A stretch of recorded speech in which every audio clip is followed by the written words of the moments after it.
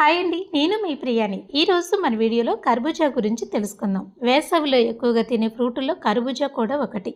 ఇది టేస్టీగా ఉండాలి అంటే మీరు ఎంచుకునే దానిపైన ఆధారపడి ఉంటుంది. కర్బూజాని ఇలా పట్టుకుని చూస్తున్నప్పుడు వెయిట్ ఎక్కువ ఉండాలి. ముగ్గింది లేదు అని మీకు తెలియాలి అంటే ఇలా చెక్ చేసుకుంటే ఈజీగా తెలిసిపోతుంది. ఈ డిజైన్ బట్టి దీన్ని చక్కగా ఇలా కట్ చేసుకుని పైనున్న క్యాప్ని ఇలా సపరేట్ చేసుకోవాలి.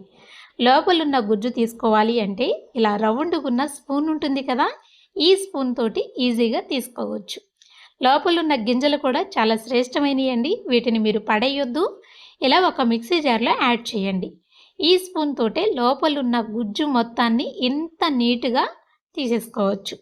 తర్వాత ఈ గింజలు ఉన్నాయి కదా, ఈ గింజల్లోనే కొన్ని వాటర్ పోసి మెత్తగా గ్రైండ్ చేసి పక్కన ఉంచుకోవాలి. తీసుకున్న గుజ్జును కూడా ఇలా పక్కన ఉంచుకోవాలి.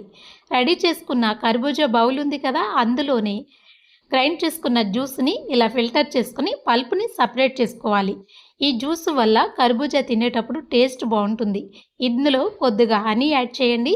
తర్వాత కర్బూజా గుజ్జు యాడ్ చేయండి. తర్వాత కొన్ని గుమ్మడి గింజల్ని కట్ చేసుకున్న కొన్ని బాదం పలుకుల్ని యాడ్ చేయండి. దీనిపైన కొంచెం హనీ కూడా యాడ్ చేసుకోవాలి. ఇలా సేమ్ ఇదే ప్రాసెస్లో మీరు 2-3 బ్యాచ్ల కింద ఇలా రెడీ చేసుకోవాలి. ఇలా చేసిన తర్వాత కర్బూజా ఎవరైనా తినకుండా ఉంటారా? ఎంత టేస్టీగా ఉంటుందండి.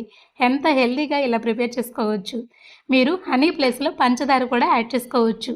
కూల్గా తినాలి అంటే కొన్ని ఐస్ క్యూబ్స్ కూడా యాడ్ చేసుకోవచ్చు. ఇలా రెడీ అయిన తర్వాత ఒక స్పూన్తో చక్కగా కలుపుకొని తింటూ ఉంటే ఈ బాదం పలుకులు మనకి మధ్య మధ్యలో తగులుతూ ఉంటే నిమిషాల్లోనే కర్బూజా మొత్తాన్ని ఖాళీ చేసేస్తారు. టేస్ట్ చాలా బాగుంటుంది. ఈసారి కొనేటప్పుడు ఇలా ఎంపిక చేసుకోండి. కర్బూజాని ఇలా రెడీ చేసుకోండి. Thank you.